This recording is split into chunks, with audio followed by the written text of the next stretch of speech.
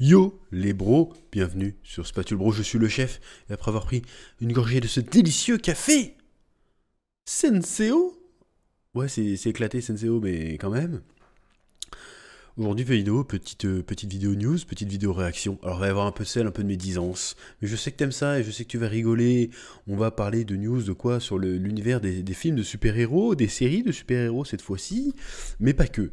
D'abord, petit focus, petit retour sur le bid intersidéral qu'a fait Madame Web, hein, dont on a fait la review avec mon frère cette semaine, la semaine dernière plutôt. Le podcast est écoutable sur YouTube, mais aussi sur les plateformes d'écoute, hein, les principales plateformes d'écoute, Apple Podcast, Spotify, Google Podcast, tout ce que tu veux. Et évidemment, comme je l'avais dit à l'époque, souviens-toi, il y a 2 mois à peine de ça, j'avais dit, mais jamais, dans tout le multiverse qui existe, jamais ce film marche. Et force est de constater que j'avais raison, parce que c'était vraiment pas bien, et en plus, ça bide, donc je vais te lire l'article. Ouais, maintenant que j'ai découvert la fonction traduire, je te lis les articles en anglais mais en français. Madame Web établit un autre record malheureux chez Marvel en remontant aux 4 Fantastiques de 2015. Alors ça par contre c'est un peu injuste, parce que tout le monde attribue l'échec à Marvel, alors que Marvel n'y est pour rien, c'est Sony. Donc dites les termes, c'est Sony qui a foutu la merde. Toi, Sony, à force de vouloir forcer le truc, ils abîment la marque Marvel. Bon, ils ont pas besoin d'eux, hein, Marvel, pour abîmer la marque, hein, vu les merdes qui nous sortent ces dernières années, mais ça rajoute des clous au cercueil. Ils aident pas, quoi. Donc Madame Web vient de sortir plusieurs records Marvel, mais pas dans le bon sens. Madame Web est maintenant en salle, mais ces chiffres ont été moins captivants, ce qui lui a valu de battre un malheureux record établi par les 4 Fantastiques de 2015. Par contre, les 4 Fantastiques de 2015, c'était la Fox, si je dis pas de bêtises. C'était la Fox. C'était le reboot du mec de Chronicle, là, qui avait bien bidé sa mère aussi. Parce qu'il était vraiment pas bien non plus, d'ailleurs. Hein. Madame Web fait partie de l'univers Spider-Man de Sony et suit le personnage des bandes dessinées. Cependant, il y a plusieurs changements par rapport aux bandes dessinées. Oui, mais là, ça n'a plus rien à voir. De toute façon, tant mieux, parce que même dans le bande dessinée, le personnage est pas ouf. Dakota Johnson ne met pas en scène un personnage plus âgé, aveugle et paralysé, mais un fort ambulancier paramédical d'une trentaine d'années de New York. Les deux partagent cependant des pouvoirs de clairvoyance. Cependant, Madame Web n'a pas réussi à piéger le public, n'a pas réussi à capter le public ni les critiques, et vient de battre un sombre record établi par les 4 Fantastiques en 2015, car il n'a pas réussi à s'ouvrir numéro 1 au box-office. Oui, alors, ça aurait été étonnant. Madame Web est sortie en salle le jour de la Saint-Valentin et n'a pas réussi à atteindre la première place. Le film a rapporté un total de 25,8 millions de dollars au cours des 6 premiers jours, y compris la Saint-Valentin et la fête du président. Ça, je connaissais pas cette fête, bon, c'est la traduction qui doit être chelou. Juste entre les projections estimées au box-office. Au lieu de cela, la première place a été assurée par le biopic de Paramount Bob Marley Once Love, qui a dépassé les attentes avec une ouverture de 51 millions de dollars sur 6 jours. Le fait que l'actrice principale Dakota Johnson ait étonnamment admis qu'elle n'avait pas vu le film n'a pas aidé. Bon, ça c'est chaud, tu joues dans un film, tu l'as pas vu, c'est un peu chaud. Je n'ai pas vraiment vu le film, a révélé Johnson, et je ne le ferai probablement pas. Je ne sais pas quand je le verrai, un jour. Ah ouais, ça veut dire que t'es motivé, hein. Franchement, ça veut dire que t'es motivé. Elle a ensuite justifié qu'elle ne regarde pas habituellement ses propres films, mais ce n'est pas une bonne chose pour Madame Web. Ah bah si, regarde tes propres films, ou au moins le dis pas, ment un peu. Les chiffres décevants de box-office de Madame Web établissent un nouveau record pour les films basés sur le Marvel de Sony. La dernière fois que le film Marvel ont fait aussi mal, c'est en 2015 avec les 4 Fantastiques, qui a débuté avec 26,2 millions de dollars aux États-Unis, et le film n'a pas pu battre Mission Impossible Rogue Nation. Bon d'accord, donc en gros tout cet article pour dire que c'était un bide. Bon, voilà, donc ça marche pas beaucoup, et du coup, on se dit, tiens, est-ce qu'il n'y aurait pas des conséquences à ça? Est-ce qu'il n'y aurait pas des conséquences à ça? Parce que figurez-vous qu'en fait, Madame Web, on était au courant, enfin, moi personnellement j'étais au courant qu'il y avait des projets de films basés sur un Spider-Verse sans Spider-Man. On a eu Venom, Venom 2, Madame Web, on a eu Morbius, il y a Kraven qui est censé arriver aussi, mais ça s'arrête pas là. Et ça, je le savais pas. J'étais complètement passé à côté de l'info. C'est qu'ils voulaient faire ça aussi en série télé aussi. Je suis retombé sur cet article de première qui date de l'année dernière, non, l'année de presque 2 ans, du coup, pour le coup, 1 an et demi, on va dire. La série live Spider-Man sur Silk, officiellement annoncée sur Prime Video, parce qu'en fait, ils comptaient aussi faire des séries. Mais ça, je le savais pas. Donc des séries Spider-Verse sans Spider-Man. Encore une fois, qu'est-ce que c'est que ces carabistouilles? J'étais pas au courant. Alors en fait, ils ont le projet de faire Silk. Le personnage de Silk, si j'ai bien compris les bails, parce que là, elle est apparue à une époque où je lisais plus les comics. Or, c'est une meuf qui s'est fait morte par la même araignée radioactive que Peter Parker. Du coup, elle a plus ou moins, elle a pas tout à fait les mêmes pouvoirs. Elle peut créer de la toile de partout. Je crois que c'est ça. Et voilà. Et elle est d'origine asiatique aussi, il me semble. Voilà. Ils comptaient faire un Silk, ils comptent aussi faire Spider-Man noir. Et j'ai vu là récemment qu'il y a Nicolas Cage qui va peut-être faire le personnage. Alors je sais pas si ça sera live action Spider-Man noir ou si ça sera que de l'animation, ça je sais pas encore. En tout cas, ils ont prévu de faire un univers partagé de séries, à l'instar de ce que fait Marvel sur Disney+, mais sur la plateforme concurrente Amazon. Donc ça, je trouve ça un truc de fou. Donc cette nouvelle production Marvel de Sony ne sera pas sur Disney+, mais sur la plateforme MGM+, d'Amazon et Prime Video en France. Donc le titre de la série serait Silk, la Spider Society, avec, je sais pas si c'est un artwork officiel ça, ou si c'est juste un fan art. Bref. Donc une suite de séries en prise de vue réelle que Sony Pictures développe autour des personnages de Marvel, car le studio possède les droits de 900 personnages issus des comics qui ne sont pas dans le giron de Disney et Marvel Studios. Il y a bien sûr Spider-Man, Venom, Morbius, etc. Donc tous les personnages qui sont apparus plus ou moins dans des comics Spider-Man et qui ne dépendent pas d'autres licences. Donc là, tu sens que c'est galère. Hein. Donc, qui est Silk? Silk, de son vrai nom, Cindy Moon, est une camarade de classe de Peter Parker. Elle a été introduite pour la première fois dans les bandes dessinées The Amazing Spider-Man 1 en 2014. Comme Parker, elle a été mordue par une araignée radioactive, ce qui lui donne la capacité de se déplacer à une vitesse incroyable, de tisser des toiles du bout des doigts, et d'être douée d'un Spider Sense connu sous le nom de Silk Sense. Oui, parce qu'elle a son propre Silk Sense, du coup. Spider Sense. Cindy Moon est déjà apparue au cinéma dans les films Spider-Man Homecoming. Ouais, mais là, c'était même pas du caméo, là, c'était genre du clin d'œil, c'était de l'easter egg. C'est de l'easter egg. Elle a pas eu de vrai rôle. Le personnage est incarné par Tiffany Steinstein. On ne sait pas si elle était de retour dans la série. Le casting n'a pas encore été annoncé, mais certainement pas parce que c'est pas le même univers. Ça sera pas dans le MCU. Il va être temps de se mettre à la page, les journalistes là. Sony et le MCU, c'est deux choses différentes. Il va falloir se mettre ça dans le crâne. Parce qu'à chaque fois, vous faites vos choux gras là sur dire c'est Marvel, c'est Marvel. Non, c'est plus Marvel, c'est Sony quand c'est en live action. Bordel de merde. Renseignez-vous un peu là, faites votre taf. Vous êtes payé pour ça quand même. Donc du coup, pourquoi je te parle de ça? Parce qu'il y a une news que j'ai trouvée intéressante, un peu amusante, parce que je suis un peu médisant, mais une news qui est tout à fait intéressante par rapport justement à cette série Silk, qu'on va regarder ensemble. Rumeur! Silk, Spider Society d'Amazon supprime toute la salle des écrivains, bon bah la Writing Room, et le spin-off de Spider-Man est réorganisé pour un public majoritairement masculin. Tu te dis, oh! Qu'est-ce qui se passe? On va dire ça. Bon, encore une fois, c'est du franglais bizarre. Hein.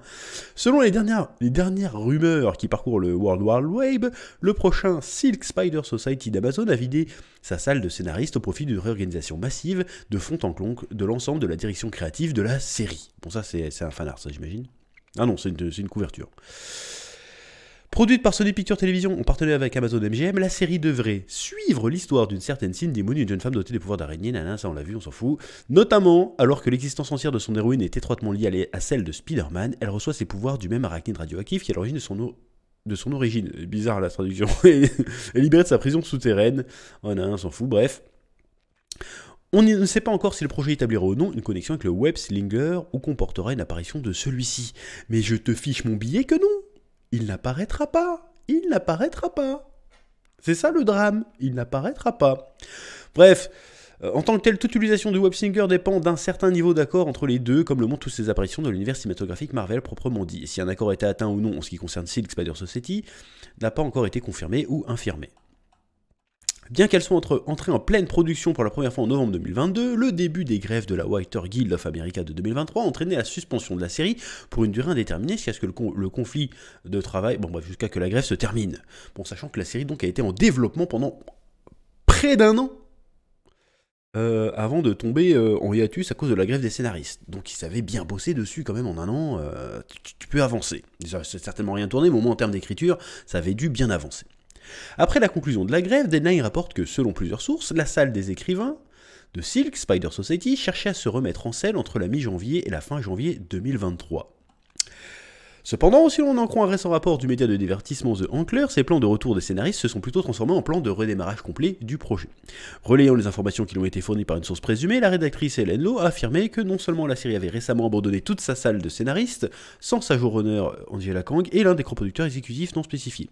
Bien qu'ils aient déjà écrit plusieurs épisodes, mais qu'ils étaient également recentrés avec un public plus masculin à l'esprit, à la Reacher, Jack Ryan et The Terminal List, qui font tous trois partie des streamings les plus populaires d'Amazon. Lorsqu'elle a été contactée par Lowe, Amazon n'a fait aucun commentaire sur son scoop. Donc c'est une rumeur, donc c'est peut-être des conneries. C'est peut-être des conneries. Aux côtés de Silk, Spider Society, Law rapporte qu'Amazon prend également des mesures concernant la série Spider-Man Noir annoncée précédemment, on en parlait plus tôt, après avoir entamé des négociations avec le doubleur du héros Into the Spider-Verse, Nicolas Cage, pour reprendre le rôle en live action. De plus, ces deux séries ne sont que deux multiples spin-offs de Spider-Man en direct, enfin en live quoi, actuellement en préparation chez Amazon, bien qu'au moment de la rédaction de cet article, la société garde secrète l'identité de ses autres projets.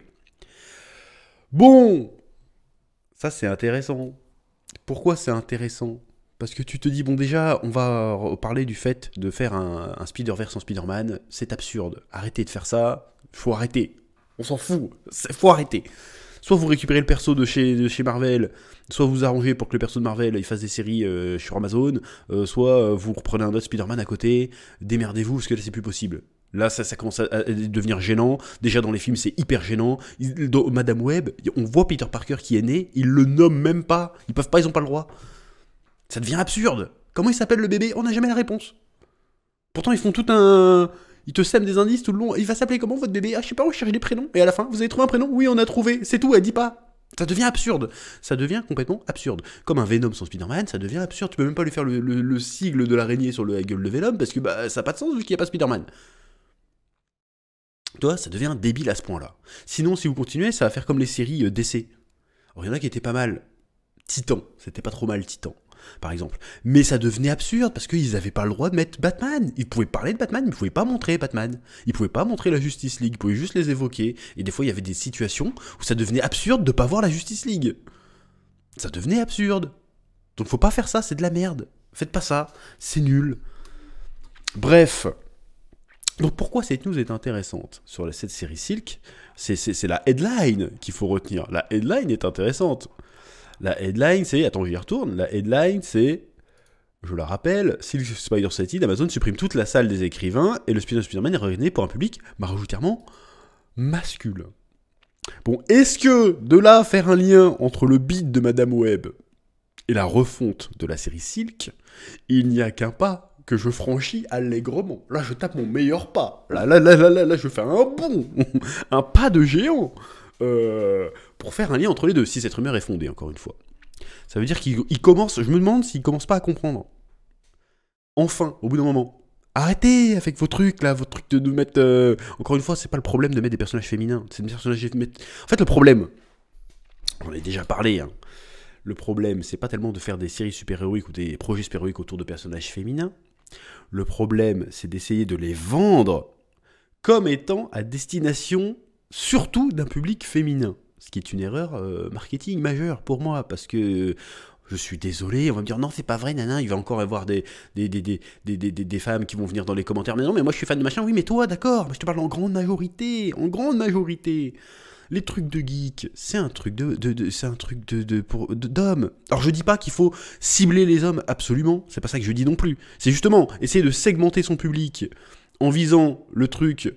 En fait, le but, normalement, quand tu fais un truc de grand public, c'est de viser le public le plus large possible. Quand tu commences à segmenter ton public et à dire non, ça c'est pas pour vous, regardez pas, et ben en fait les gens ils vont pas regarder. Et du coup ça va bider. Et si en plus ta série est pourrie derrière, bah ça va encore plus bider. Donc cette stratégie est pourrie. C'était un peu la stratégie de The Marvels et de plein d'autres films qu'il y a eu avant. Et c'est aussi la stratégie de Madame Web, par ailleurs. Et force est de constater, eh ben ça a bidé avec sa grand-mère. Ça a bidé avec sa grand-mère. Et donc ils se sont dit, oula, ça bide sa grand-mère de faire cette stratégie-là. Viens, on va changer le truc. On va faire un truc plus super-héroïque. On va... Attends, je suis désolé de la formulation. On va parler un peu moins de trucs de gonzesse. Et on va faire un truc où il y a plus de bagarres à la Jack Reacher, à la Terminal List et à la Jack Ryan. Voilà, parce que c'est ce qui marche en ce moment. Ils se rendent compte qu'en fait, le public, il a envie de la testo, il a envie des trucs qui pètent des nuques. Il en a marre de voir du girl power, on s'emmerde, c'est chiant.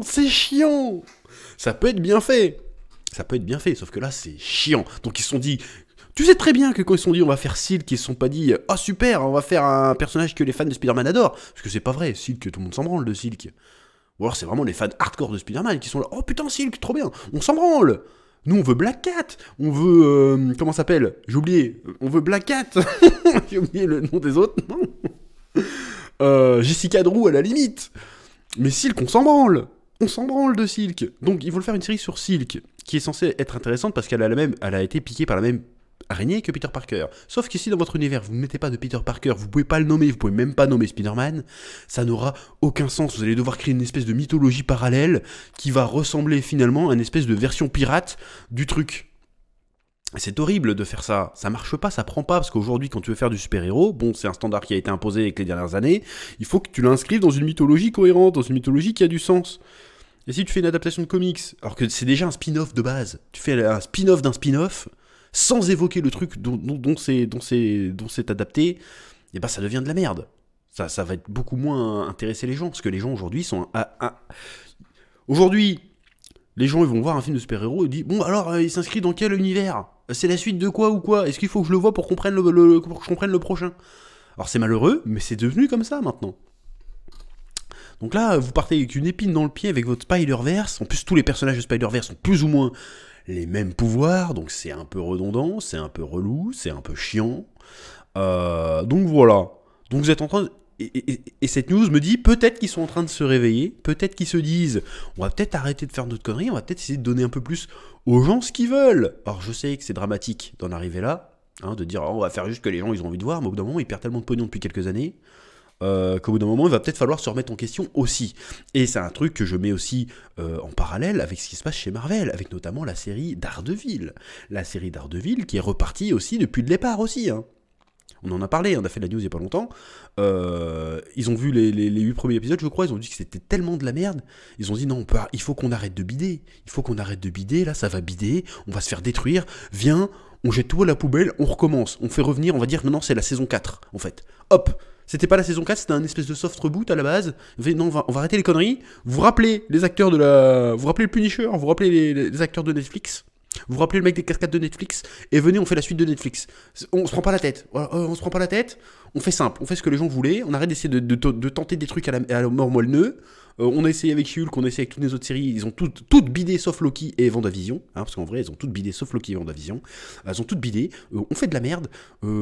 Si en plus, avec toute la merde qu'on a fait, on arrive à massacrer Daredevil derrière, on est mort. On est mort. Ils le savent. Et Sony se disent la même chose. Ils se disent la même chose. Madame Web, Venom 2 il a bidé, Morbius il a bidé de ouf, Madame Web il a encore plus bidé de ouf. Va falloir qu'on rectifie là, si on continue les conneries, on est mort.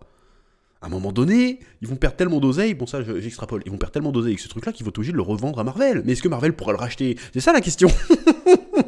Donc là ils se retrouvent dans la merde. Donc le fait qu'ils se disent, bon peut-être que le public n'est plus en phase, bon il l'a jamais été, n'est plus en phase avec ce qu'on propose, et que là ça commence à devenir critique, viens, on prend un peu de recul, on arrête avec nos conneries, et viens on fait un truc vraiment popcorn, viens on s'éclate, on s'amuse, on fait un vrai truc que les gens ils veulent, on essaie de leur faire plaisir.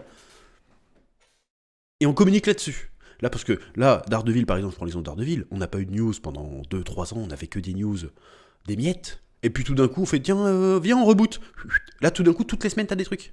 Là, il y a des photos du tournage, vous voyez le Punisher, là, qui sont sortis, là. Donc, voilà, changement de stratégie. Fanservice. Mais fanservice dans le bon sens du terme. Encore une fois, on verra le résultat à la fin.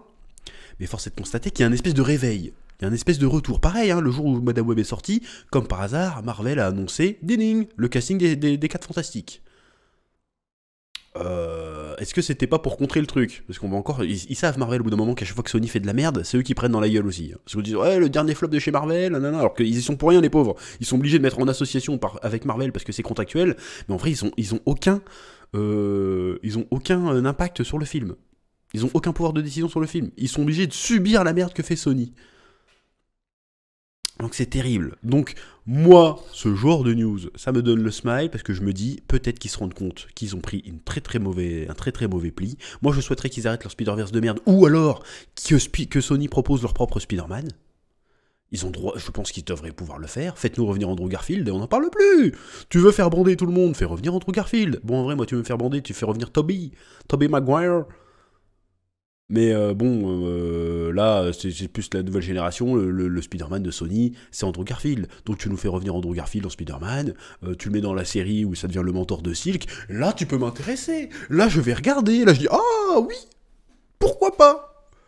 Mais là, tu me balances Silk tout seul, sans la mythologie de Spider-Man derrière, je m'en bats les couilles. Tu me balances Madame Web sans la mythologie de Spider-Man, alors que le personnage n'a pas grand-chose à voir avec Spider-Man de base, hein, normalement, mais c'est pas grave, je m'en branle. Donc faites quelque chose, même Kraven, je m'en branle, hein. Kraven, à aucun moment, tu me fais un Kraven, tu fais à aucun moment il va croiser Spider-Man. Bon bah les couilles, c'est comme si tu faisais un film bouffon vert, à aucun moment il y a Spider-Man. Bon, tu vas me dire, ils ont fait Joker dans l'univers de Batman, mais Bruce Wayne, il est là. On voit Bruce Wayne, on voit les parents de Bruce Wayne faire fumer, ça se passe à Gotham. Il y a quand même la mythologie qui est là, tu vois, quelque part. Là, non, zéro, que dalle, rien. On comprend plus, ça n'a aucun sens. Donc, quitte à faire des... Parce que si vous continuez avec votre Spider-Verse, là, c'est pour faire de l'oseille. C'est pour faire de l'oseille, tout simplement. Hein, vous réfléchissez pas. Faire de l'oseille. Bon, si vous voulez faire de l'oseille, faites ce que je dis, en fait. Moi, je sais comment faire de l'oseille. Juste donnez-moi un budget. Moi, je vous les fais, vos films Spider-Man. Les gens, ils vont kiffer, hein. Mais si, je te le dis. Ils vont kiffer. Enfin, moi, j'écris pas, hein, je reste juste en mode je supervise. Voilà, je veux dire ça. Non, ça, c'est trop gonzesse, ça. Mais mettez lui qui jette un camion et qui tire des flingues. Mettez des trucs cool. Voilà, donc on verra.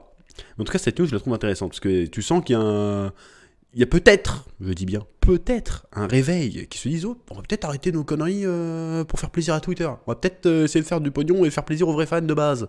Ou au grand public, en tout cas. Parce que moi, tu me sors une série Spider-Man avec des inspirations Richer, mais moi, je signe. Et je signe, mais oubliez que je signe. Richer, c'est trop bien. C'est complètement débile, mais c'est trop bien. Ça casse des nuques, c'est badass. Moi, je veux voir ça. Je veux pas voir une meuf comme dans She-Hulk, là. Non, tu nous fais un She-Hulk, tu dois nous faire un Richer avec She-Hulk. Bon, c'est rigolo, She-Hulk, normalement, mais bon, tu nous fais un truc un peu stylé. C'est pas, qui je vais dater aujourd'hui, je m'en bats les couilles. Je m'en bats les couilles. Qui veut voir ça? Il y a un épisode de She-Hulk, elle va s'acheter des habits. Mais c'est bon. On est où, là? Je suis sûr que Silk, c'est un délire pareil. Hein. Je suis sûr et certain. On va voir Silk sur Tinder, Silk qui cherche du travail. Non! Non! Silk a fait des cascades, elle pète des gueules. C'est ça qu'on veut voir. Bref, bon, je suis parti en couille sur les 5 dernières minutes, là. En tout cas, bref. Je sens que les studios commencent à constater que le marché n'est plus en adéquation avec ce qu'ils produisent. Et c'est tant mieux.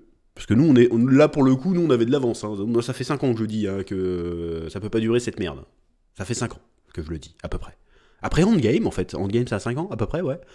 Ça fait 5 ans que je le dis. Ça peut pas durer. Bon, bah voilà, maintenant, ils commencent à comprendre. Ils commencent à rétro-pédaler. Et disent, tiens, on va arrêter nos conneries. On va virer tous les... Bon, je vais le dire comme ça, mais c'est nul de le dire comme ça, je vais le dire comme ça. On va virer tous les cheveux bleus, là, avec des pronoms dans les bios, là, on les dégage. Vous menez des scénaristes compétents, là, c'est bon, hop, j'en ai rien à foutre, hop, hop, hop, hop, hop. Et vous me faites un... Mettez-moi des gens qui ont lu les comics, déjà de base, hein. Déjà de base. Il y a une vidéo, là, j'en ai pas parlé d'ailleurs, une vidéo qui a un peu buzzé, là. On voyait tous les scénaristes des derniers projets Marvel qui disaient « Ah non, j'ai pas lu les comics ». Ah non, parce que moi j'ai envie d'être libre créativement parlant, donc on n'a pas lu les comics. On s'est détaché des comics pour créer un truc à nous. Ta gueule. Mais ta gueule. Ta gueule, en fait. Non. Mens-moi, dire non, je suis un grand fan des comics, j'ai kiffé. Voilà, faites ça. Mettez-nous des gars là, Henry Cavill, là. Lui, il est passionné, lui, il arrive sur le plateau de Joe Witcher, il fait non, mais ça, page 54, il se passe pas ça, donc vous me refaites la scène. Il fait chier tout le monde. Ça, c'est un bon gars. Le gars, il va être sur Warhammer 40K, il te connaît le lore par cœur, il va te faire des dingueries, lui. Si on le laisse bosser, il va faire une dinguerie. Mettez-nous des passionnés, bordel. Derrière les projets de ce genre. Il y en a marre de vos quotas de merde. Voilà, c'est tout ce que je dis. Je suis parti en couille, là. Mais il y en a marre. Mettez-nous des passionnés. C'est tout ce qu'on demande, et quand vous nous mettez des passionnés, on aura des projets passionnants, forcément. Voilà, c'est tout. Donc là, j'espère que votre truc de Silk, vous avez viré tout le monde pour mettre des mecs impliqués, passionnés par le personnage, comme Marvel semble l'avoir fait pour la série Daredevil. Voilà. Virez-moi les branquignoles, les casse-couilles qui croient qu'ils peuvent faire mieux que tout le monde. Tu feras jamais mieux que 60 ans d'histoire de comics, en fait. Voilà, c'est le truc qui a duré 60 ans, c'est qu'il y a une raison. Donc tu t'en inspires, et tu t'en inspires avec respect. Avec respect et déférence. Tu dis, ouais, excusez-moi, monsieur Stanley, voilà. Et là, bon, il a créé des trucs de merde, hein, Stanley aussi, mais bref. Il y a quand même un héritage. Donc tu te fais le garant, le colporteur. Ouais, je sais pas si ma phrase est bien, mais t'as compris. Donc tu peux pas juste arriver en disant, non, j'ai pas lu les comics, je crée mon propre truc. T'es qui, bâtard? T'es qui pour dire ça? T'es qui? T'es personne. Personne te connaît. Donc non, tu me sors pas ça. Surtout pour prendre les merdes que vous faites derrière. Surtout, si encore derrière vous me sortez des masterclass, j'aurais dit excusez-moi monsieur ou madame, mais vous me sortez des merdes. Donc non, vous allez lire les comics, vous allez vous en imprégner et vous allez en faire quelque chose de bien, de respectueux. Vous pouvez apporter une touche de nouveauté. Hein. Les comics font ça tout le temps avec l'espèce de reboot machin. Ça se nourrit de l'ancienneté, de ce qu'il y a d'ancien pour faire des choses de nouveau. Faites ça. Pas juste, on fait un truc de nouveau de tout zéro, comme vous avez fait avec Echo, qui n'a aucun rapport avec le personnage des comics. C'était de la merde, je suis désolé. Si vous avez respecté un peu plus les comics, peut-être que ça aurait été un peu mieux. Parce que là, ni fait ni à faire le bordel. Hein. Parce qu'encore Echo, encore une fois, c'est le même problème. Ils ont passé plus de temps à essayer de nous parler de ses origines amérindiennes et du fait qu'elle est sourde, que de nous parler du personnage. Que de nous parler de nous faire de la bagarre, que de nous faire... Ouais, je dis de la bagarre pour dire que c'est débile, mais... Je vais passer pour un kikou, mais c'est pas ça que je veux dire. Mais pour nous balancer une histoire intéressante, divertissante, de nous divertir. Nous faire rêver un petit peu. J'en ai rien à foutre de ses problèmes relationnels avec ses parents. Je m'en branle. Bon, ça peut être intéressant, ça peut être bien fait, mais là c'était, on s'en branle. En plus, les 3 quarts de la série, c'est vas-y, pète les couilles là maintenant là. Ouais, je suis parti grave en sucette sur les dernières minutes de cette vidéo parce que j'ai faim, je crois. Je crois que je vais aller manger. Bref, c'est tout ce que j'avais à dire sur cette news qui va amener une réflexion un peu plus large sur la pop culture super-héroïque de ces dernières années et sur ce qui nous réserve pour le futur. On sent un vent du changement qui semble arriver. Est-ce que ce sera pour le mieux? Je pense que dans tous les cas, on a évité une cartouche avec cette histoire de Silk. Un projet qui n'avait aucune hype, parce que franchement, j'en ai entendu parler il y a 2 jours. Hein. Moi, je vais complètement zapper cette histoire. Enfin bref. Sur ce, je vous rends l'antenne. Vous me dites ce que vous en pensez en commentaire. Et puis, à bientôt sur Spatule Bro. Oui.